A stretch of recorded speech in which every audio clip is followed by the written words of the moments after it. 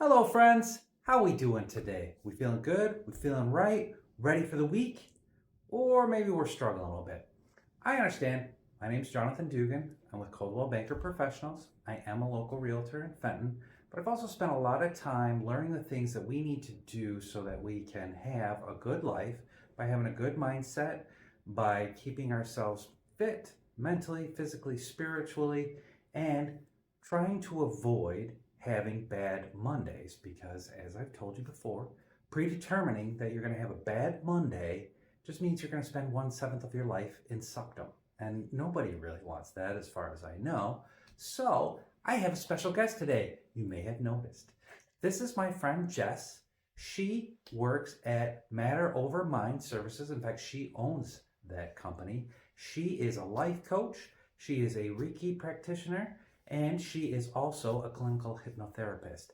But we were talking about some different ideas that I've talked to you guys about before, and she had some great insight, and she's very graciously said she would come and talk to us today. So here we go. How are you doing today? I'm doing great, Jonathan. How are you? Good. I am doing good. We are going to revisit a topic that I've talked about a couple of times, and I loved the way Jess put this. She says, making memories out of the mundane. Right? So let's talk about that a little bit. What do we mean by that when we say making memories out of the mundane? Yeah, so what it really means is just trying things differently. So it's okay to try new things. It's okay to shake up your routine and do things a little bit differently. I like to think of it as improv for life's small moments. I love improv. Improv is super fun. So doing things a little bit differently, switching up your routine, what does that do for us? So some of the benefits of that is that it creates new neural pathways in your brain by allowing your brain to be exercised differently, and the logical and creative parts of your brain start to work together.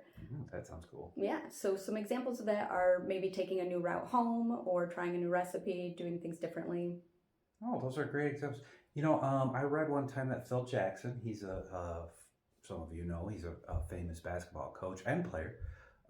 He made it every day that he went to work for the Lakers, he found a new way to get to work, practicing this same concept. Absolutely. So, can you tell me a little bit more about kind of how this works? Yeah.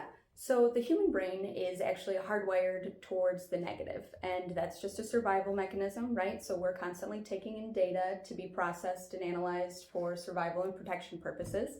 Right. There is a neuropsychologist. His name is Dr. Rick Hansen. He wrote the book. Hi, Rick.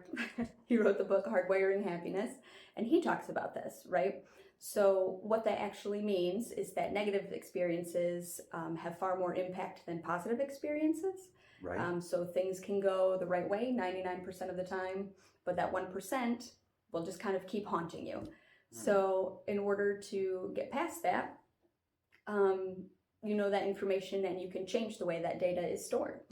Interesting. So I guess a good example might be, like a driving example might be if you had a bad experience at an intersection, then you might find yourself having anxiety every time you come to that intersection, even though you may have driven through that intersection 1,000 times without trouble. Absolutely. Would that be fair? Yep. Assessment? All right. So what does that actually mean for us when we're trying to make memories out of the mundane and make Mondays a better platform for our week? So if you're trying to make Mondays a better platform for the week, what don't you do on a Monday, right? So you probably don't skip to your car in the morning. Maybe you should try that. That brings me joy. Let's all start skipping more. It's fun. Yes. Maybe play a different song on the radio on the way to work if you want to, or dance breaks are perfect. All right, so I love those. I'm going to try all of those this week. But let's say we are kind of trying to get through something that feels negative. How do we work through that in a way that we can kind of flip it? I don't know. What would you call it? So that's a good question. So I really like to notice the negative, take that pause, and then pivot to the positive. Okay.